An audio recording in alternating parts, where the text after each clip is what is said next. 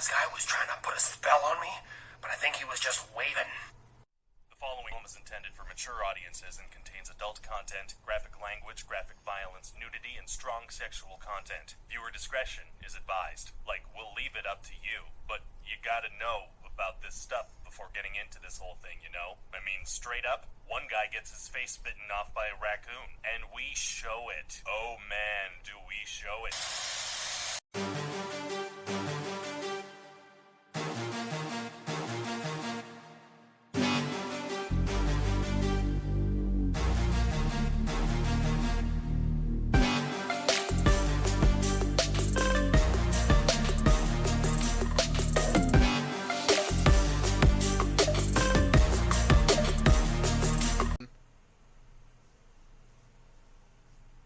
Hey y'all, he's cool. Hey, and he's Kegs. How you doing tonight, bro?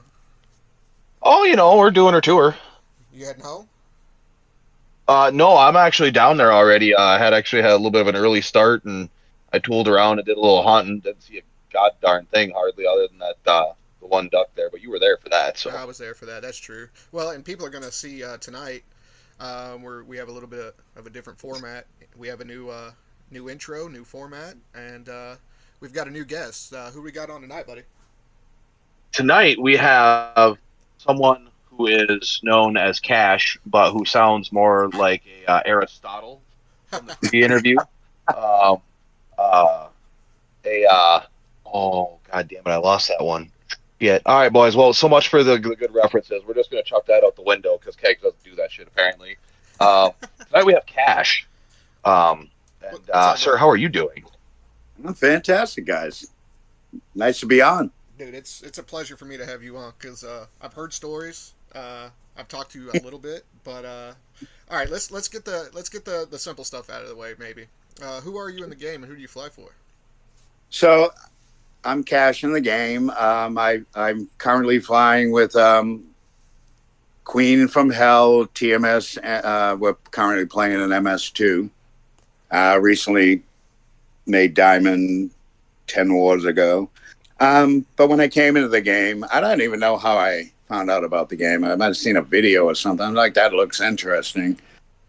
And I got in and I probably just flew around trying to figure the game out for a couple of months. But then I finally joined the squad. I got the nerve to join the squad. I wasn't there long. I got recruited by a squad called Invictus. And they were, at that time, they were involved in the USSW with SSH and USN when they were up there trying to battle with IA. So I joined in that and fell in love with the game, and I played a lot. I rose really fast, which was a mistake. Yeah, But trust me. DST was involved in that one too, weren't they? What's that? Well, you said you were in INV there with USN and SHH. Wasn't DST there as well? Yes, yeah. Okay, yep. They were like the resting squad. But yeah. That was interesting, banging away, moving from squad to squad. But let's be honest, 98% of the time we were in USN, unless there was an impossible war to be had. But they stayed up there for quite a while. I met a lot of great people there.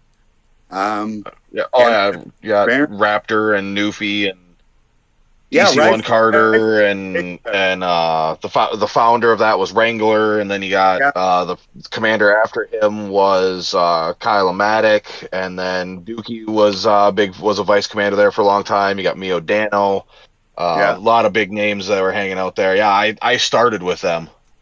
Vaughn in particular, when I joined, was a heavy hitter. Vaughn's always been a heavy hitter. He came in with oh shit. I can't remember where he got picked up from, but yeah, he's a cool dude too. He's chill, but yeah, he was with stacks points. I have no idea how he does that many points. He was originally with SSH,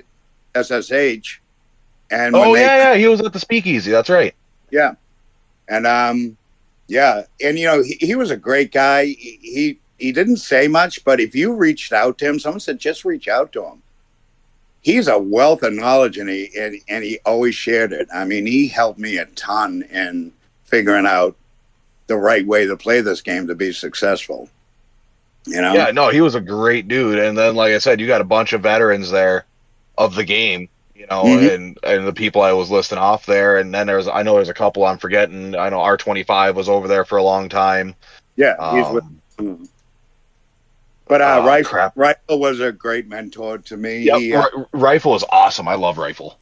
Yeah, he's still going at it, but he's slowed down a little bit ever since that. I mean, they're there. They started the new squad, but they're doing it for fun now. I mean, that was Right, a which is great for big them guys. burnout. Have you met Reverend yet? I'm aware of him. I'm not sure if he's playing right now. He was playing. I think he retired. He was the one that used to put the spiritual pre-war. Yeah, pre-war sermon. Yes, sir. Yeah. Yeah, Reverend. If you ever get a chance to actually speak with him, and he is a reverend in real life. He's a very humble man, but he is a very level-headed, and I loved Reverend. He was a really good dude. Yeah, yeah. So after that, I was still in Invictus when they basically closed up shop with USN. We ended up forming another alliance, Invictus, with TMS, ACE, LLS was in there for a little while. And we had some great success. We were basically moving to the easiest wars. And we went on, I want to think it was like a 15 war streak of 3 diamond chest sweeps. I was working great. And then tier 7 dropped. And that kind of mucked up the gears a lot, Yep. If you had the money and the timing was right, you got into tier 7, it was an improvement. If you weren't, I couldn't imagine I'd be still playing the game if I didn't get right into a tier 7, because when they nerfed everything, it was horrible. I tried for about 2 weeks after T7 dropped to just hold out in my SU30. Yeah. And I had that thing pretty upgraded, and you just couldn't do it. I mean, you could, but you had to spend it. You were spending money just to try and compete, and it just wasn't worth it. And then I got my T7, and at this point I slowed down a lot in my gameplay, and like my stall still at like level 13 is like my highest. Yeah. But I can still go. I can throw a sticker on and can still go bang with everyone. Yeah, I was in the 18, and I was just trying to hold out till tier 7 dropped. I never got a tier 6, and I finally got sick of waiting, so I grabbed a grip, and then 4 days later, tier 7 dropped. And I had leveled up that grip like in like 3 days. Like, all right, now I can fight. And then tier 7 dropped, and luckily I had the diamonds and the resources to grab. I grabbed a Tejas. I'm becoming kind of infamous, but there's a reason why my main account has 13 planes and it's stopped at an F-18 and a hangar. So I'm that guy. I love planes. So, well, the amount of money that some people have put in this game is astronomical. And I mean, go ahead, bud. That just shows you. People call it a game. It's not a game. At least it's a hobby. Like golf is a hobby. You pay money, you get a card, you buy clubs, and you do it every weekend. Yep. It's not a game. This is not a game. You put money into it, 2 wars a week, social interaction, some good, some bad. This is much more than a game. Oh, yeah. Well, and that's kind of proven by what we're doing in the community. Shout out, by the way, to the Mute Squad in general. Oh, thanks. And much love to Queen. One day, I'm going to crawl over that wall, and she's going to come on. She is, but I'm working on her. She's quite mysterious to me. So she is she is an amazing person. She keeps her game face on in the game, but when you get to know her personally, she's a pretty amazing person. She's a nurse. I believe out in Michigan. She just got her master's degree, so she's a nurse practitioner. She's extremely intelligent. Yep. She knows how to run a squad, that's for sure. Oh yeah, iron. But I couldn't see myself ever leaving her side. She's an amazing person, and become a friend. Yeah. See, and that's I remember I used to fly with her all the time back in the day of the F-18. Or, well, actually, no, even pre-F-18, back in the day of the That Tommy. D1X? Is that in the What was that? D1X days? Yeah, she was in D1X and I was in USN, and we'd see each other on chat, and we'd team up and start and just fly and BS. So it was a great time. well, Yeah. But we don't do that much anymore. Obviously, I haven't really talked to her much since T5 really. Well, there's a reason why I tried to leave Grimmies to her and a little bit to Raptor at the same time, but it was mainly her. She's smart enough to handle it. Anyway, so beyond the game, because this is my thing, and people are going to enjoy this. So outside the game, who are you? Like, where'd you grow up? Stuff like that. Profession, that kind of thing. Yeah, I've lived in suburb just south of Boston my entire life. Career-wise, very young, day I turned 18, I became an EMT, and as soon as I had a year in, I went to paramedic school. So my entire adult life, I've been a paramedic. When I went in the military, I was 6-8 Whiskey, was a combat medic. And Thank you for your service, sir. We appreciate it. Thank you. And then when I started, that industry changed quite a bit. It wasn't about your patients anymore. It was about, of course, like everything in this world, about making money. And I don't know, I think I took a moral high ground. I got disinterested, and I opened a pretty large-scale print graphic business. I had a good business plan. I opened it when Obama became president, and the economy was horrible.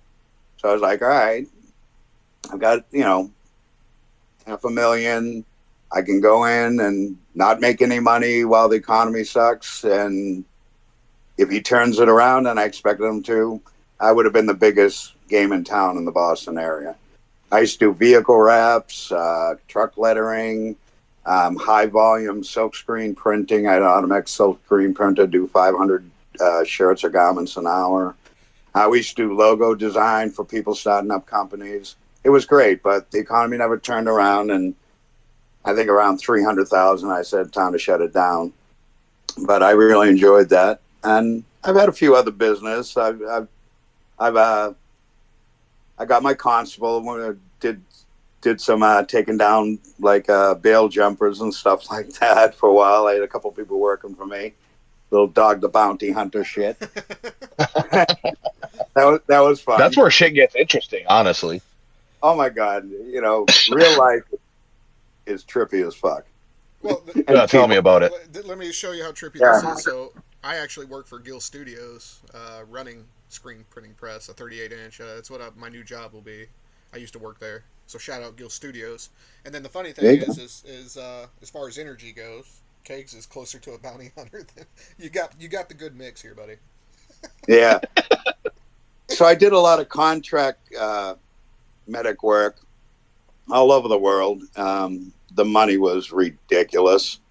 Did a lot of different things. I worked as a medic on some of the freighters off the coast of Somalia, when that was a shit show.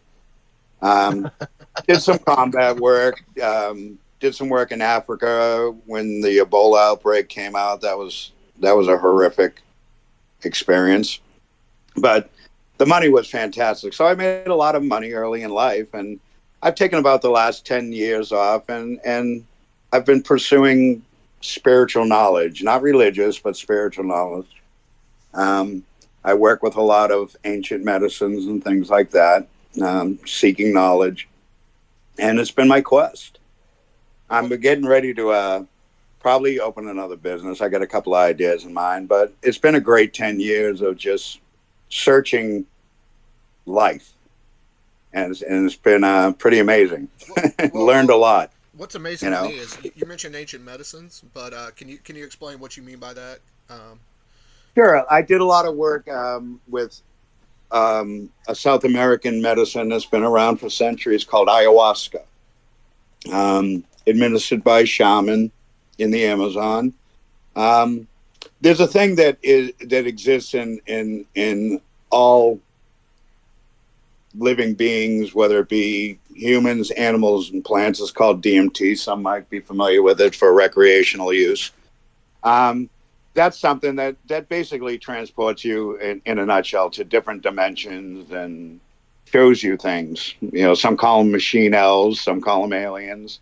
Everybody's experience is different, but the human body contains DMT. They say at the moment of death, the experience that you hear from people that have had near-death experience and they came back, they say that the body dumps all the DMT it has into it, and that's what causes that experience you hear people talk about. But the problem with using just DMT, it's a very short-acting thing because it's inhaled.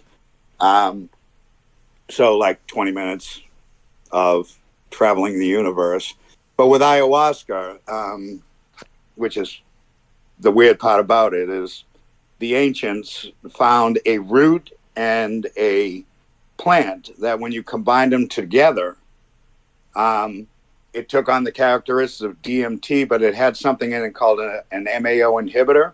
Yep. So you could ingest it, and it would block the digestion of the substance, so the DMT would remain in your system active for hours, sometimes 6-8 hours. So, yeah, I got into it. It's kind of a calling. I knew about it, studied it for years and years, but never felt the need to do it. And then I just felt like it was time, and I got into it. And I've done 7 ayahuasca retreats, 5 in the U.S., 2 in Peru. The U.S. are usually weekend retreats with 3 ceremonies. I did 2 here in the United States, went to Peru for one, a couple back here, then Peru for another one. And 7 in total. And it's been a life-altering experience. Well, 2 things there before you continue. One, for people who don't understand, I know they've heard the term IMO inhibitors, right? So those are long-releasing, so pain medicines usually have something like that in there. So we're talking about long release, basically, if I'm correct. And then second thing is, if you've been to Peru, Merovic, the community mods from Peru, it would just be interesting if you ever went back over there and had a conversation with him. Oh, I didn't know that. Yeah, I'd look him up. Absolutely. But actually, before we go, I have a question to pose from what you just said, if you don't mind. Not at all. So, if DMT is naturally occurring in the body, what part of the body creates it, and how is it released other than near-death experiences? Well, that's the mystery of it. It's like, you know, we know how cells function and divide and things like that, but we don't know the root creation and origin of it. It's like having a child. You know, we know the mechanism of you know, sperm fertilizing cells, and what we don't know about is that spark of energy that occurs that creates a human being. So something like that. Yeah, the organization of matter. Yeah, exactly. You know, we know functionally how it happens, but there's that one element that we don't have the knowledge of is what is that thing that brings that energy to creation that creates a human being. So, I mean, we have so much to learn that we don't know, and that's the thing. I'm sorry.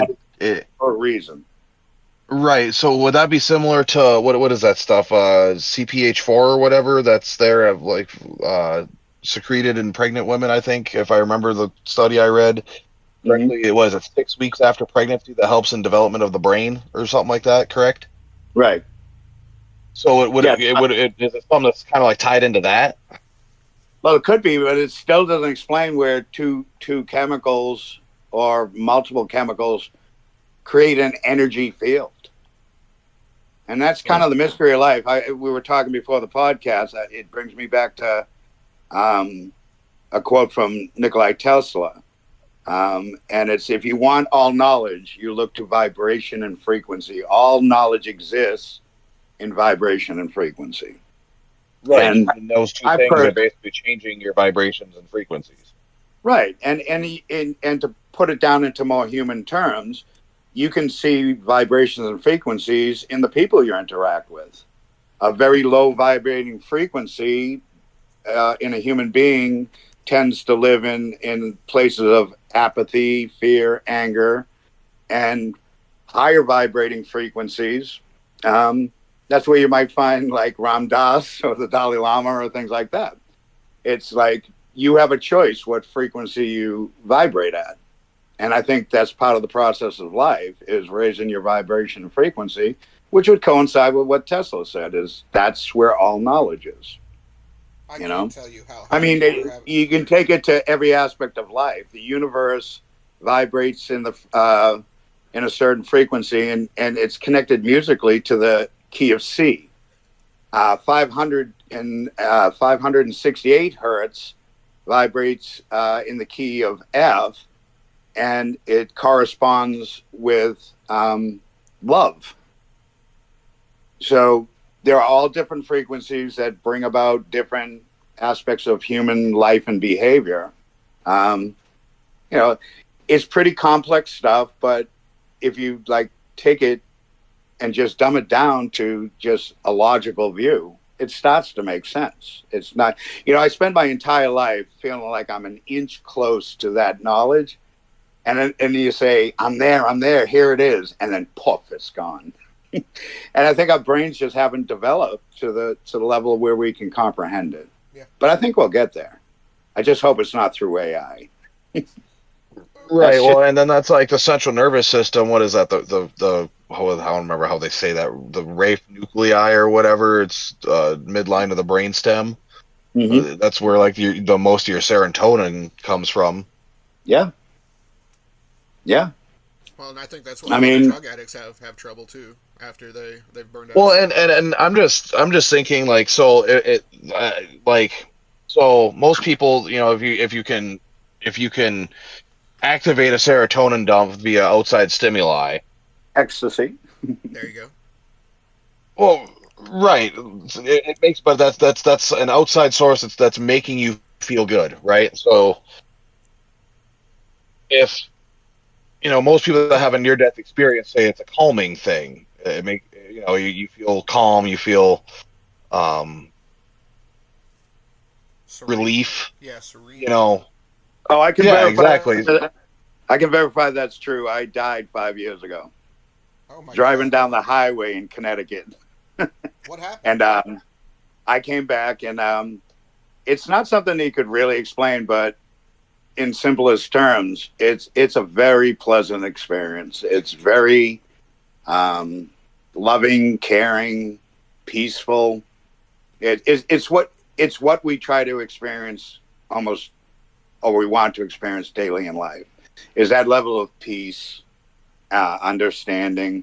Yeah, it's amazing. Are you able to put it in? Yeah, I was Well, that's I what's was almost making me wonder if it's not something that's related, to that Rafe nuclei in somehow, the better feelings or chemical or feeling chemicals, I should say, from your nervous system. It's Serotonin or whatever. Yeah, well, it's a double-edged sword because, in particular, like social media, serotonin and dopamine work hand in hand. Yeah. And there are studies coming out now that social media has got society addicted to dopamine, and you can't get enough of it. So and dopamine controls your instant gratification reflex, correct? right. So like you put a post up on Facebook, like everybody can relate to this. You're going back and you're checking how many likes does it have. Yeah. Yeah. Who commented on it, and more importantly, who didn't, because that activates the dopamine in your brain. And we, through social media and other ways, we've become addicted to dopamine. Yeah. And just like if you use, chemicals to enhance your serotonin, like ecstasy, example, if you do too much of it, you have a serotonin crash, which puts you in a very depressive state. That's right. So the research that's out there is saying, that dopamine and serotonin work hand in hand together, that a lot of the things we're doing with the advancement of technology, but particularly in the era of social media, a lot of the depression and anxiety out there, because we've been in a constant state and influx of dopamine, and like the serotonin crash, we have dopamine crashes. And I, it's an amazing tool technology when used properly, but when not used properly, it can cause a lot of damage. Well, and You know? I'm fearful. I'm not gonna lie, and I don't know if Cakes has heard this. I'm fearful of the same thing. Not just for myself, but for everybody involved with the podcast, the people that listen to it. Like, I'm well aware of this, and I can tell you this. Like, you heard us have that conversation where I said, well, let's just do us, and whatever happens happens. That's me fighting against what I really want to do, is tag this and be popular and all this. But it's weird for me. I don't know how to describe what I'm trying to say, but I am well aware of what you're saying with the dopamine release and the clicks, and yeah, this is all new. I do a ancient medicine modality that has helped me tremendously, and it's a very, very unpleasant experience. It's called Cambo, and it's an ancient South American medicine. The ancient warriors in the Amazon used to do Cambo before a hunt. And what it is they collect the poisonous secretions from a South American tree frog. Yeah. And what they do is, when you use it, you use like an incense stick, sort of, to burn channels in your body. Yeah. It's just a quick little sting. I've seen this. And then you apply the poison to it. And it has an amazing, unbelievable detoxification effect on your entire body. Well, and is that the one where they tie up the frog and kind of antagonize it to get its secretion? Yeah. And then they collect it, and you can buy it here in the United States. I mean, I have a spiritual group that I probably do it every 2 to 3 months, but the results of it after you're done with it is amazing. It increases your vision, your muscle reflex, your hearing, your sense of well-being. It cures. It's been documented scientifically to cure medical issues. Well, look at increase your body, circulation. Yeah, look and at your things body, like that. For example. You are, because we take in so many toxins now, and it just builds up. Well, and that's a great way to get rid of it, but it's very unpleasant. Yeah, I mean, in your picture, they can see your icon. You're built still like a tank. And the thing is, I don't go to the gym either. Is there so for your spiritual trip, your ceremonies, is there a way people can get in contact with you that you'd like to? Oh yeah, because this is going out to a lot more than just Sky Warriors too. So, well, the thing is, they're very serious about it. When you have, there are good people doing good work, and then there are people that are pretty shady and making money, and you need to have a good filter. Like the people that I've always associated, I only work with one shaman now. He's from Colombia, and he's amazing. But the screening process, because ayahuasca is not for everyone, and as I always say, it's a calling. But they do quite an intensive screening on you. The type of medicines you take, psych meds in particular, because it can cause some serious problems. Absolutely. You need to do what they call a dieta for a minimum of 2 weeks, but they like to see you do it for a month. 2 weeks before ceremony, you can't have any red meat, pork, mostly plant diet. Even 2 weeks, you can't have sex 2 weeks before ceremony. Okay.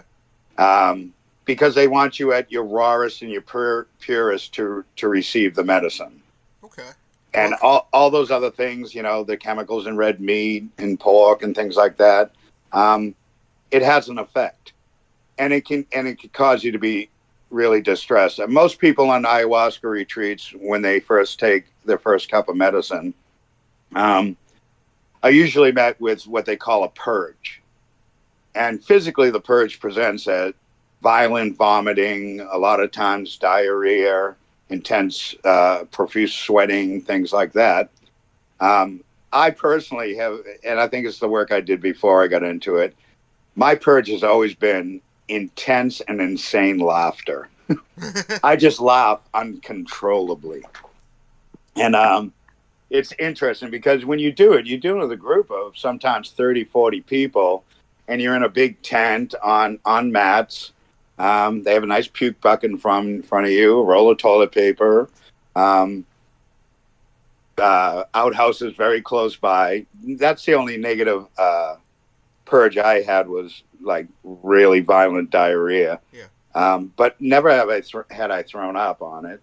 So if people think that they want to get a hold of you, calling thing, what would be the best way to get a hold of you? Just DM you, maybe? Yeah, absolutely. Okay. And for people outside of the Discord of Sky Warriors and stuff like that, just type in the comments. We'll figure out a way to get you hooked up, and maybe you can start the screening. Because either through Instagram or Facebook or something. Do you have those? Do you want to say what those are? Yeah. I mean, my name's Steve Jakes. It's spelled like Jacques, Jacques. Okay. On Instagram, I'm grateful bottom / Steve. Okay. I'll get those links from you as well. They'll be in the description. Sure.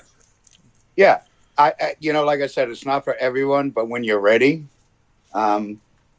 it's unpleasant. It really exposes you to the shit you need to work on. It shows you. And let's face it, a lot of our lives are not pleasant. A lot of us have gone through trauma, abuse from a young age, and that sits in your tissue and your muscle fiber and everything. Mm-hmm. And it needs to be purged. And when you purge, that's what they say the violent vomiting is you're purging all that negative energy. And the way it usually works is once the purge is done, you get into a really peaceful place.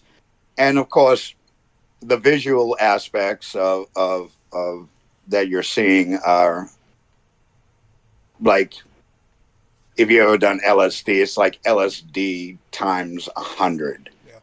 Yeah. And it's a female spirit, and you will be spoken to by a very gentle female spirit, and ask questions. I think one of the most profound experiences I had was on my very first ayahuasca retreat, when things settled down and I was like basically traveling dimensions and realizing that there are other dimensions. That's kind of important. That's mind-blowing. But I was sitting there on my mat, and there's people on both sides of me, and I'm sitting there, and I'm just sitting up, giggling a little bit. And I swore that the guy next to me was like an inch away from my ear. And he was saying, "I fucking hate you." And I would just laugh. I'm like, "Well, I love you, dude." I don't know what your problem is. And this went on for a while. Oh, no. Actually, he was whispering here, "I hate you." And I'm like, do something about it. Like, and it's just a mental conversation. But I did really sense that a human being was like within an inch of my ear, whispering in my ear, but I couldn't see him. So you think it was a psychological battle? Yeah, well, it comes to a conclusion. So this went on for a while, probably like, I don't know. It felt like about 45 minutes. And then he was saying things like, "I want to kill you. I hate you." And then I just, in my mind, said, "Well, I love you, brother." And when I said that, I got a burst of white light that was indescribable. And I got a sense of relief, like something was lifted from me. Something was lifted from my soul that I didn't even know existed. So you do a thing after ceremony the next day called integration, where you all sit around, share your experiences, and they have, people there, the shamans there, and we talk about it. I don't think it was complete, but I pretty much can determine that what was whispering in my ear was my ego. Yes. And I experienced something called ego death. Okay. And that's kind of significant. We all have egos. And the thing is, ego is not intended to be a bad thing. Ego is supposed to be like your security blanket. Protection. It keeps you alert. But because of the toxic societies we live in, the toxic intake we have, environmentally, food, things like that, the interchanges we have with other human beings, egos become toxic, and it's done out of fear. And people say there's a fine line between love and hate, and I've always said there's a fine line between love and fear. Yeah. Because anything that's not love is based in fear. Exactly. For whatever reason. So now we're talking more young, even. So. Yeah. Yeah. I'm so happy we're having this conversation. I just want to throw that out there. I know that's not super professional, but what did the That's guy, all right. What did the guy look like as he was whispering to you? Well, I felt it was the guy sitting next to me on the other mat. Did he still look like himself? In my mind, yeah. Yeah. So it's like I thought it was really happening. That guy was like whispering in my ear. And then I asked him about it the next day. He said, no, dude.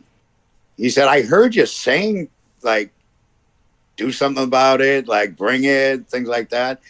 He said, but, I thought it was just part of your experience. I said, yeah, it was. And it was you.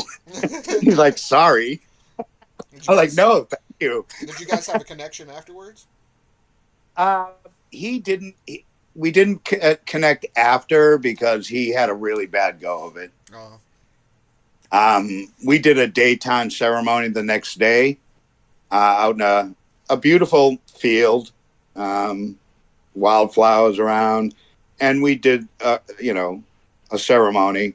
And during that ceremony, something happened with him. And he ended up having to be restrained and taken out of there because for some reason what he was experiencing, he literally was, as hot as you can imagine, slamming his head on the ground. He had his nose was bleeding. He had cuts on his head.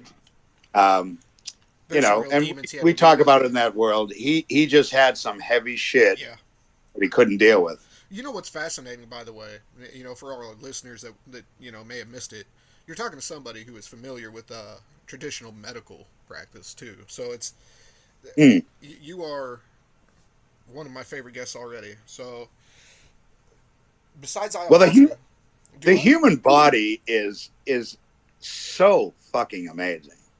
I mean, when you get into it, and yes, I was a paramedic, but I really dug in. I was a really good paramedic because I really dug into the systems of the body and the way they work. Because it's like a riddle that when you solve it, you know what's going on and you know exactly what you need to do. So as a paramedic, when I do emergencies, like life or death emergencies, we had protocols, but I would reach outside of the box quite a bit. Yeah. And the same goes for dealing with things, psychological crisis and people wanting to jump off the roof. But the human body is amazing. When you get into the heart and the brain and different things, whoever designed this was pure fucking genius. The heart has backup systems to backup systems to backup systems. It's an electrical circuit system that causes the squeezing of the atria and the ventricles, and it starts in the atria. And if that thing gets sick, it's called the sinus node. There's between the four chambers, there's another electrical node called the AV node.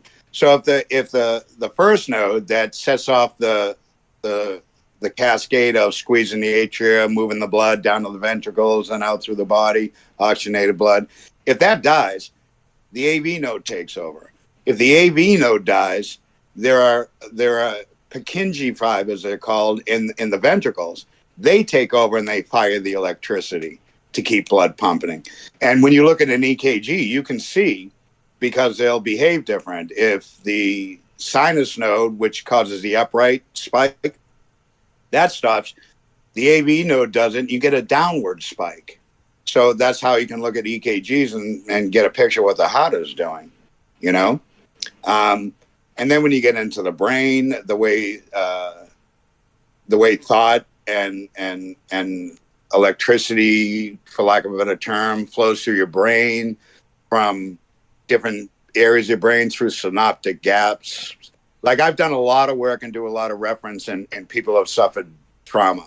Yeah. And one of the things I know about trauma is people struggle with trauma because there's a thing in the brain called the hippocampus. Mm-hmm. And what that does, amongst many things, is it takes short-term memory and transforms it into long-term memory. Yep. So what happens when you suffer trauma? The brain, the hippocampus in particular, does not allow that really bad short-term memory to progress to long-term memory. Obviously, logically speaking, because you want to get rid of it, not hold on to it forever. Yeah. But what it does in the process of not doing that is it's in a constant state of your consciousness. It's not something in the past. Something triggers it. It's very present for you. So this goes all the way back to early childhood development, brain development. Yeah. Absolutely. So there's different treatment modalities that work with trauma that a lot of people aren't aware of. With old trauma, there's a thing called EMDR. It's basically, in short, it's a tapping exercise that what it does by doing alternate tapping or alternate eye movements, it activates both the right and left side of your brain. And what it'll do, it's not verbal. It's not like a therapy thing, cognitive behavior therapy.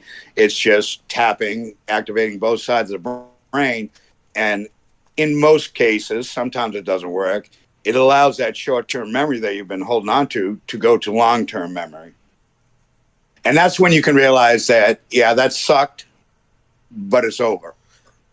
Dude, I'm not dealing with that anymore. You have that realization. And the unfortunate thing about things that work with trauma and things like that, it's not covered by insurance.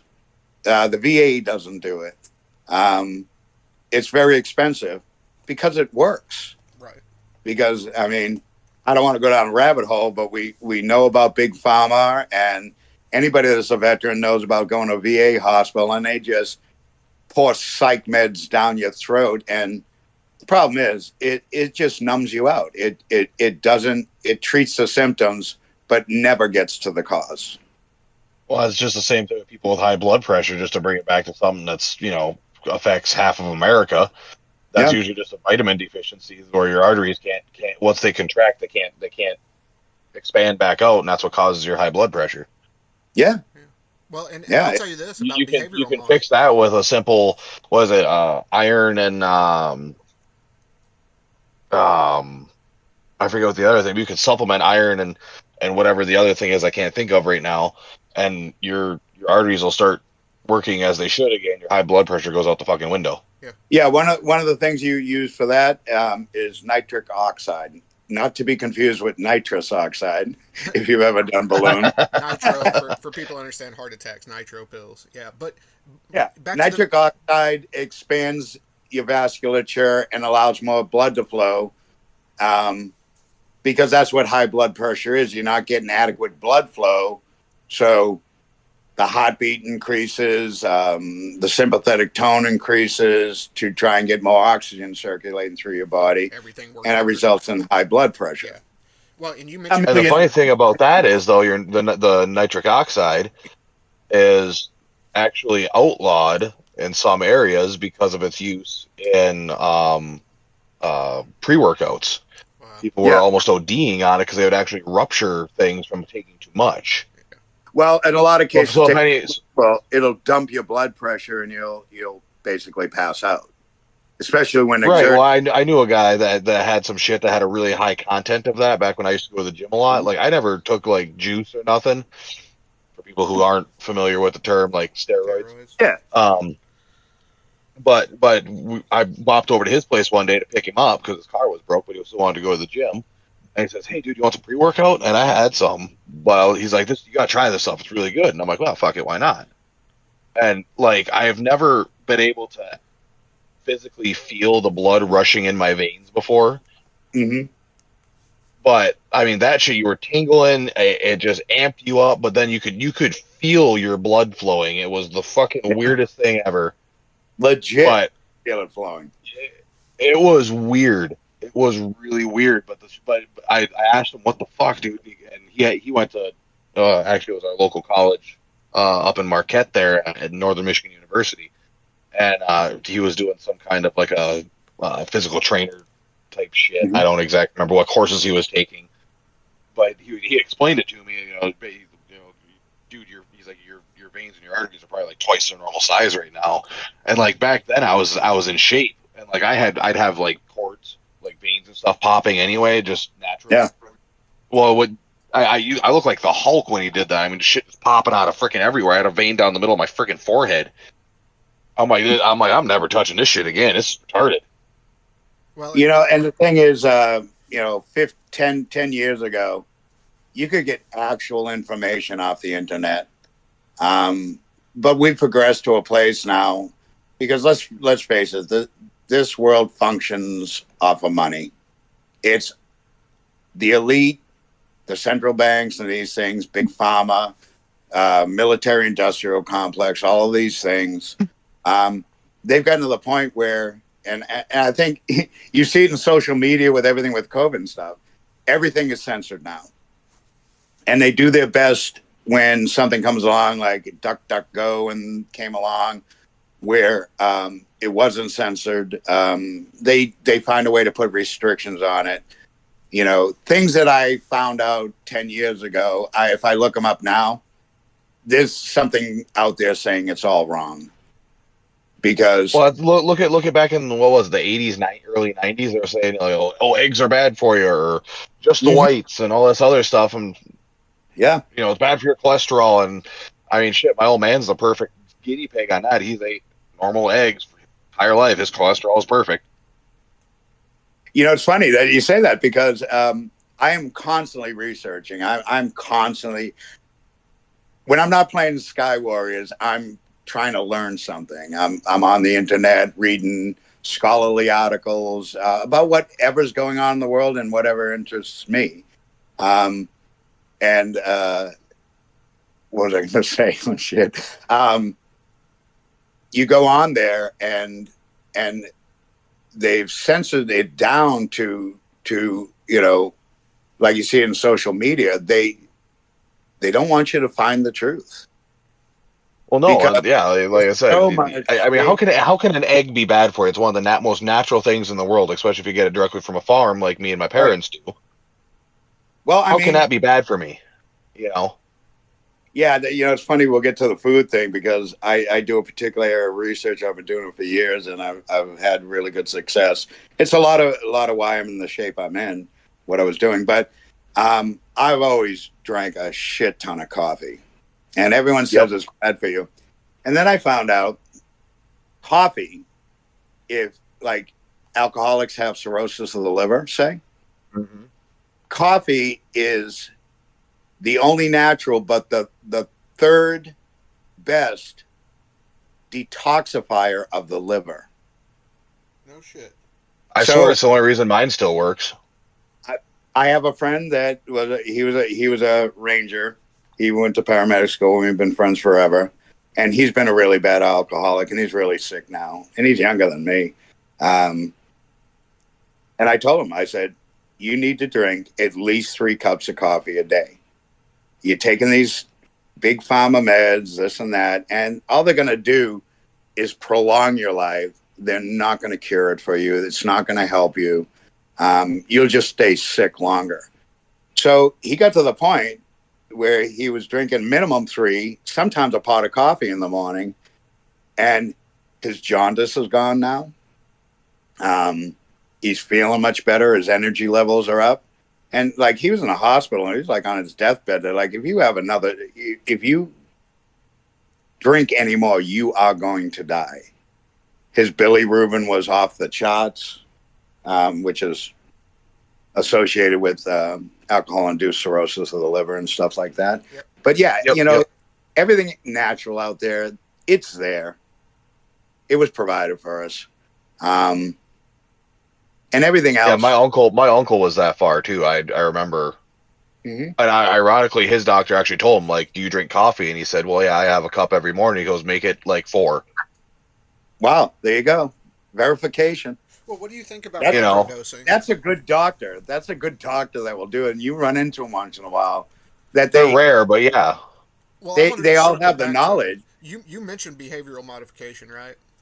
Hmm. I dated somebody that went to Oxford. She is actually a psychiatrist. Long and short, that's what she practiced inside of there was behavioral modification versus medication, actually. Hmm. So that's not the first time I've heard that either. So that's amazing. Well, my There are, thing actually, and if you don't mind me posing it to you, yeah. so and I'll admit I didn't get the poke. I am an unvaccinated human being. If someone wants to yell at me about it, they can go ahead and say whatever Me, they want. You're not going to change my mind. I'm offended. me too. I Um, would. I'm offended. I will never ever take a vaccine. I was a paramedic. I never took a flu vaccine in my entire adult life, and I was like the only one that didn't get sick. I have a strong immunity well, system, and yeah, and that was so. I remember when I was in high school, that whole was it the swine flu or the bird flu? I forget what. I think it was the swine flu, H1N1. yeah, Was like the big thing running the nation, and so my mom took me in to get a normal flu shot because she wanted to find out if I was like my father, where if he gets the flu shot, he's down and out for a week, he's done. The man never gets sick ever. I have never seen my dad sick other than when he went and got a flu shot because it was required at work. And he yeah. told him like I'm gonna be sick for a week, and they're like, no, you won't. He was like, no, I'm serious. I'm going to be sick for a week if you make me take this. And sure enough, he was down and out puking for a week.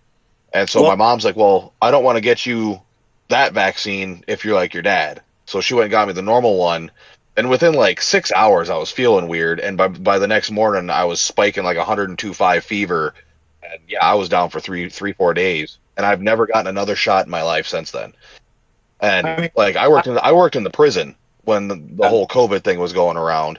well, And I know there were, what's that? that must have been sweet. Oh, it was gravy. Let me tell Yeah, you. Well, half the prison, like 400 inmates, were just laying in their beds, puking their guts out or whatever. And I'm walking around. I was a little bit concerned about bringing something home, mm, but at the same time, my immune system it's treated me well this far. I'm going to trust it. But yeah, what baffles me is in the whole history of mankind, like the common cold is SARS-1. For anyone yeah. who doesn't know, the common cold is a coronavirus. It is. Dogs can get a coronavirus. If you look at your canine, what was that? It wasn't Canine Advantix. It was something else. My buddy actually had it for his Patterdale Terrier. But if you looked on the back of it, and one of the first things that says it protected your dog against is coronavirus. So there's Hmm. multiple different kinds of coronavirus. It's not just COVID-19, which technically is the Wuhan virus, if you want to call it from its point of origin, like every other fucking virus in the fucking history of mankind. But we won't go down that path. Right, because of cognitive dissonance. Right, Because exactly. So, but the the thing is, though, is data, we've never been able to make a fucking vaccine for SARS-1, the common cold. Never been able to make, well, excuse me, we've never been able to make a successful mRNA vaccine, which actually has been scientifically proven to change the DNA of the recipient. But yet we can go ahead and do that for something in 6 months that suddenly just popped up. I don't trust that shit. That yeah, math does not I'm add on to the me. fence about the change in the DNA. I've done intensive research, and I knew a lot about it before COVID even hit. Right. Well, Um, and this was just something that I read in my own research, which may or may not have been true. I was getting into some pretty out there platforms, just trying to find any information because, like you said, it's hard to find anything, well, I especially on mean, something like that. this is the very first in history RNA vaccine that was ever created, and Exactly. the function of RNA is a very natural occurring thing, and it's basically the mailman to Ribonucleic DNA. acid, right? Yeah, it's the mailman to DNA. When there's something going on a cellular level, it sends a message to the DNA. The DNA creates proteins, not spike proteins, but proteins. Those proteins deal with the issue, and they're usually gone within 24 hours, sometimes within hours. And what they did by creating an mRNA, and yeah, some people are going to disagree with it, and I get it, but it's out there, is Pfizer and Moderna in particular figured out. Now, maybe their intention was well at the beginning, but they should have known. They decided that the RNA didn't last long enough to combat the virus. So they created the mRNA. And what they didn't either realize or didn't realize is, and people argue with you because even this has changed on the internet since COVID, but spike protein becomes almost a permanent fixture in your body. Correct. RNA was not meant to stay in the body. It serves a purpose of getting a message, putting out certain messages to cells on a cellular level, and then it's gone. Because when you don't have a crisis, you have immunity, you have these other things, you don't need that. So they increase go ahead. Go ahead. I'm sorry. They increase the length of the proteins by spiking them. But then you get into the what would call the conspiracy theorist end of it. I honestly believe that this was created in the lab. I don't think there's any doubt about that anymore, unless you're in denial. And it was a biological weapons research project. And if you do some good research and backtrack, you can look back during the Obama administration, gain of function research. I was going to say gain of function. Yep. Right. He actually did an executive order that there could be no gain of function research in the United States. So they went to China. Which is when all that transferred over to China. Yeah. But he made it voluntary. It wasn't written into law like you cannot do it. It was a voluntary thing not to do it. But because that existed, and the way our Constitution works, it became very sketchy whether even on a voluntary basis they could do it in this country without getting into any shit. So yeah, you look, that's when they appointed Fauci. That was in 2014 that he made that order. They appointed Fauci the czar. They increased his pay by 68%. He was making more than the $450,000 a year a president makes. And now the connection of Fauci and the Wuhan lab, which is ironically called the Wuhan coronavirus lab. I didn't know that. I wonder what they're working on. Let's not skip that part. And I believe that when Fauci got a 68% increase, he also got Secret Service detail, but we're not going to go into that either, I guess. Yeah, right. Don't go down a rabbit hole. Well, but the thing you said with the spike proteins, though, is if the virus is gone, those spike proteins are going to find something to attack. Right. Because they have to have, that's their purpose. They find things that aren't quote unquote proper and they destroy it. Right. And so if they're still there, if you went and got multiple jabs, and it's not to have immunity, it's to get rid of the virus. Right. Well, that's people are throwing clots and things like that, which you right, can't because those proteins are looking for something that resembles what they were sent in to get rid of, and yeah, they're just continuing their job, but on healthy tissue. Well, I'd like to know in the comments, actually, like in the comment section, if anybody wants to talk about this, is there any debate that there was no testing for the vaccine? I'd love to hear everybody's opinion about that. Because, all you have to do is kind of... It's out there. This is the they didn't even test only vaccine in history that has never been tested on humans. Now, they did some, I would like to think they're mock, very small focus groups where they tried out the vaccine, but I honestly don't think it happened. I think it was going through the motions. And if they did, I don't think the true data was brought out. Science is... And you guys know I'm agnostic about all this, right? Science. Our grandparents, scientists, they did research. It wasn't funded or very low funded. But, when you have the science today, they're being hired by interest groups, particularly Big Pharma.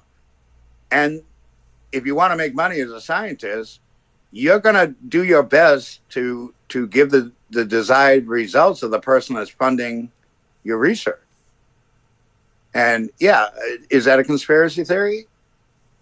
If you want to call it, but it's undeniable that the amount of money being poured in by big pharma into research, particularly in vaccines and things like that.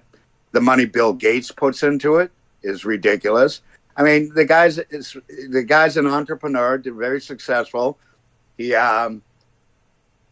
supposed to be, helping out taking his money and helping out the world. And now all of a sudden he's a czar on coronavirus.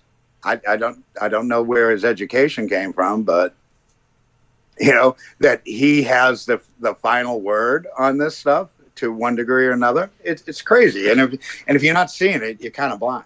Well, one second. I just want to let everybody know for the rest of the conversation, catch part 2 Wednesday, 3 p.m. We'll definitely be here. It'll be up, but I'm going to release this one first because this conversation is an important one. So thank you, everybody. Yeah, on part 2, we can talk about my research into anti-aging. Well, it's been really successful. Hang tight with me real quick.